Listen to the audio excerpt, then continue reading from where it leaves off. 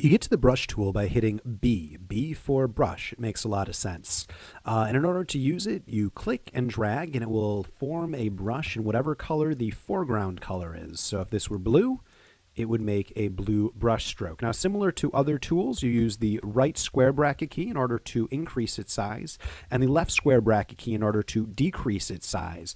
In order to, here, let's make the brush nice and big. There we go, that's nice and big. In order to decrease the hardness, you hit Shift and the square bracket key, and then it looks like this. Increase the hardness, it's the opposite of that. So I'm just going to hit Control A and press Delete to get rid of all of those things right there.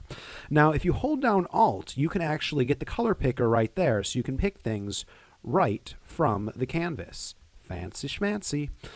If you right click, you can change the size, but we know a better way to do that, and you can change the hardness, but we know a better way to do that. Also here, you can load all sorts of different brushes, and you can have all sorts of different tips. So if you wanted the tip to look like this, that's one of the options right there. But I don't want to show you the options they've already given you. I want to actually show you how you can make your own brush tip. In order to do that, you select out part of a canvas. So let's select out this part right here and make sure that it's black and white. So just kind of a black and white part of the image.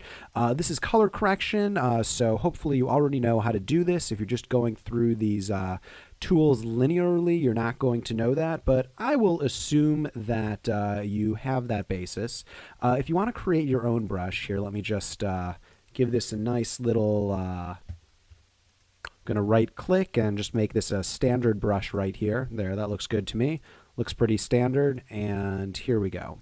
All right, so you need to grab a black and white image, something like this here. This looks pretty good. This looks even better.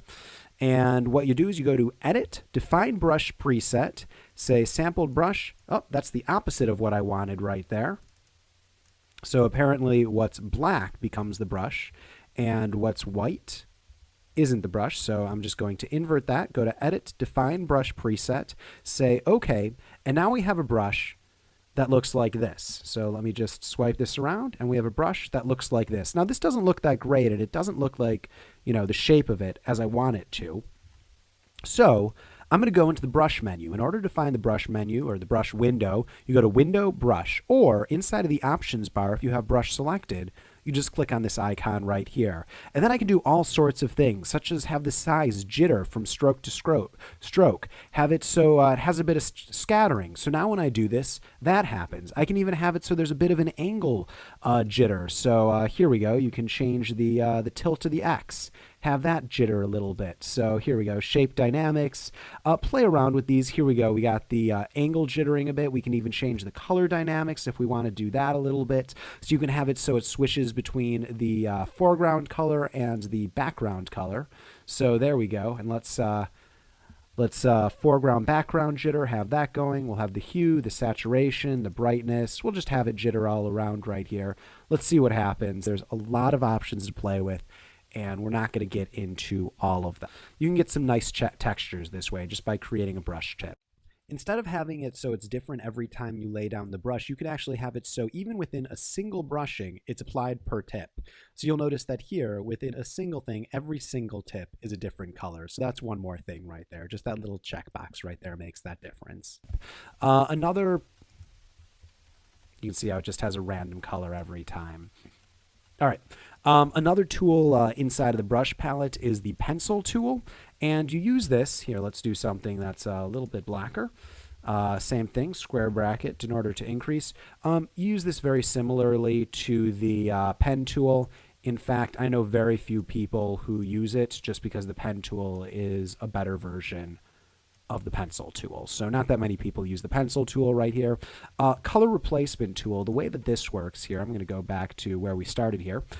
Color replacement tool is rather than just doing a color, say the color red, is it replaces part of the image's color to that. So you keep all of the texture, but it just replaces, and you can set it to all sorts of different modes. Color is the one that you expect standard. Again, very few people use this. It's just a fun thing that's possible. And then the mixer brush is pretty neat. what it allows you to do is instead of just drawing in red, it will combine red with whatever the colors that are already there are. So it's a lot more similar. It's a lot more similar to what it's like when painting on a canvas. So let's say I were to add some blue into this. Here we go. You can see that it actually mixes these colors together. And that's what the mixer brush does. It mixes the colors together. And you probably want more of a natural edge for this just to get it working there. Obviously, there is a lot more to say about the mixer brush, but that goes a lot deeper into painting. And let's not talk about that. So those are the basic differences of the various brush tools right there.